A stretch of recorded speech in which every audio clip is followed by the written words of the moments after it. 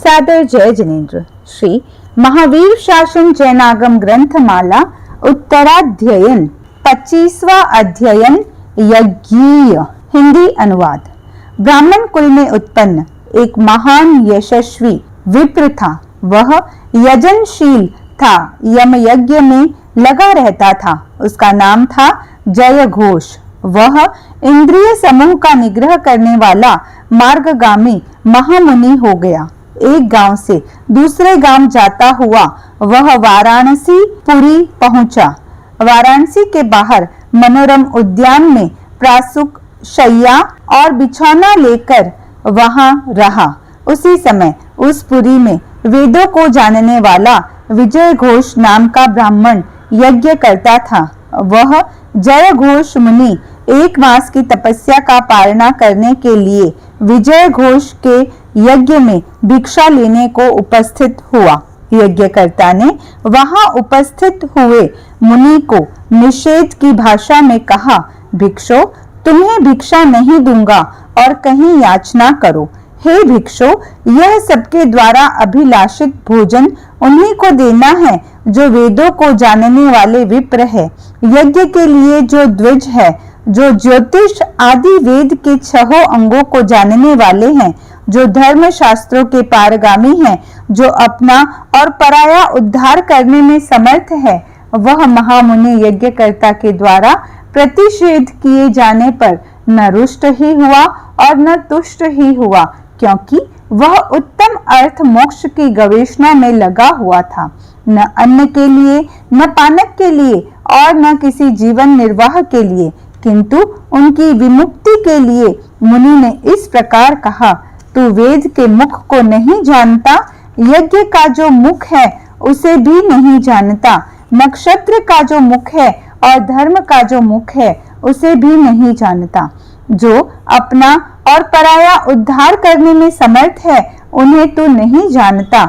यदि जानता है तो बता। मुनि के प्रश्न का उत्तर देने में अपने को असमर्थ पाते हुए द्विज ने परिषद सहित हाथ जोड़कर उस महामुनि से पूछा, तुम कहो वेदों का मुख क्या है? यज्ञ का जो मुख है वह तुम ही बतलाओ। तुम कहो नक्षत्रों का मुख क्या है? धर्मों का मुख क्या है? तुम ही बतलाओ। जो अपना और पराया उद्धार करने में समर्थ है, हे साधु, यह मुझे सारा संशय है। तुम मेरे प्रश्नों का समाधान दो। वेदों का मुख अग्निहोत्र है, यज्ञों का मुख यज्ञार्थी है, नक्षत्रों का मुख चंद्रमा है और धर्मों का मुख काश्यप ऋषभ देव है। जिस प्रकार चंद्रमा के सम्मुख ग्रह आदि हाथ जोड़े हुए वंदना नमस्कार करते हुए और विनीत भाव से मन का हरण करते हुए रहते हैं, उसी प्रकार भगवान ऋषभ के सम्मुख सब लोग रहते थे। यज्ञवादी ब्राह्मण की संपदा विद्या से अनभिज्ञ है। वे बाहर में स्वाध्याय और तपस्या से गूढ़ उपशांत बने हुए हैं और भीतर में राख से ढकी अग्नि की भांति प्रज्वलित है। जो ब्राह्मण है वह अग्नि की भांति सदा लोक में पूजित है। उसे हम कुशल पुरुष द्वारा संदिष्ट ब्राह्मण कहते हैं। जो आने पर आसक्त नहीं होता, जाने के समय शोक नहीं करता, जो आर्य वचन में रमण करता है, उसे हम ब्राह्मण कहते हैं। अग्नि में तपाकर शुद्ध किए हुए और घिसे हुए सोने की तरह जो विशुद्ध है तथा राग द्वेष और भय से रहित है, उसे हम ब्राह्मण कहते हैं। जो तपस्वी है, कृश है, दांत है, जिसके मांस और शोणित का अपचय हो चुका है, जो सुव्रत है, जो शांति को प्राप्त है, उसे हम ब्राह्मण कहते हैं। जो त्रस और पिंडीभूत स्थावर जीवों को भली भांति जानकर मन, वाणी और शरीर से उनकी हिंसा नहीं करता, उसे हम ब्राह्मण कहते हैं। जो क्रोध, हास्य, लोभ या भय के कारण असत्य नहीं बोला, उसे हम ब्राह्मण कहते हैं।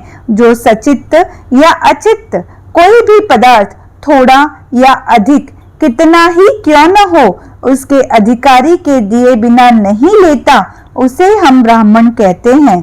जो देव, मनुष्य और तिर्यंच संबंधी मैथुन का मन, वचन और काया से सेवन नहीं करता, उसे हम ब्राह्मण कहते हैं।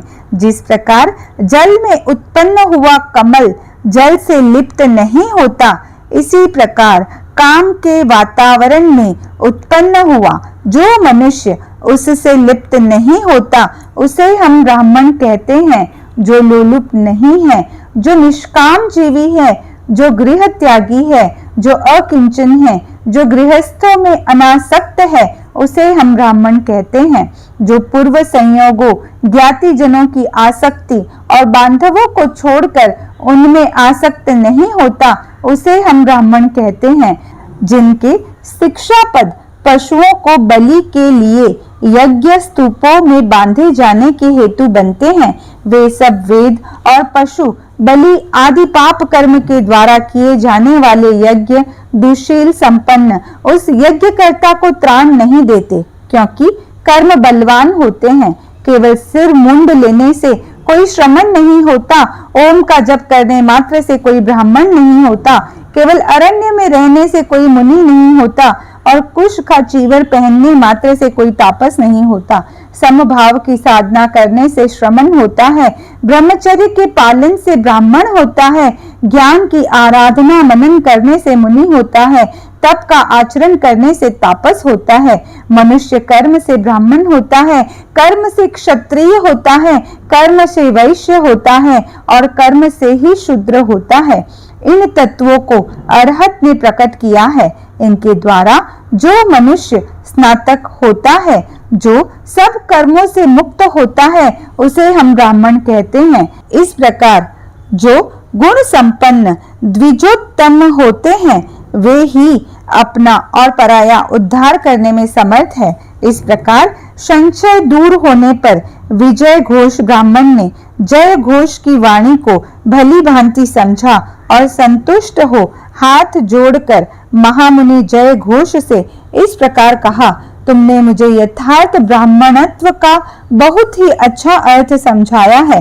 तुम यज्ञों के यज्ञ करता हो, तुम वेदों को जानने वाले विद्वान हो, तुम वेद के ज्योतिष आदि 6 अंगों को जानते हो, तुम धर्मों के पारगामी हो, तुम अपना और पराया उद्धार करने में समर्थ हो। इसलिए हे भिक्षु श्रेष्ठ, तुम हम पर भिक्षा लेने का अनुग्रह करो। मुझे भिक्षा से कोई प्रयोजन नहीं है। हे द्विज, तू तुरंत ही निष्क्रमण कर मुनि जीवन को स्वीकार कर, जिससे भय के आवर्तों से आकीर्ण इस घोर संसार सागर में तुझे चक्कर लगाना न पड़े। भोगों में उपलेप होता है, अभोगी लिप्त नहीं होता। भोगी संसार में परिभ्रमण करता है, अभोगी उससे मुक्त हो जाता है। मिट्टी के 2 गोले, एक गीला और एक सूखा, फेंके गए। दोनों भीख पर गिरे, जो गीला था वो वहां चिपक गया। इसी प्रकार जो मनुष्य दुर्बुद्धि और काम भोगों में आसक्त होते हैं, वे विषयों से चिपट जाते हैं। जो विरक्त होते हैं, वे उनसे नहीं चिपटते, जैसे सूखा गोला। इस प्रकार वह विजय घोष जय घोष अनगार के समीप अनुत्तर धर्म सुनकर प्रव्रजित हो गया। जय घोष और विजय घोष ने संयम और तप के द्वारा पूर्व संचित कर्मों को क्षीण कर अनुत्तर सिद्धि प्राप्त की, ऐसा लेखक कहते हैं। ओम अरहम।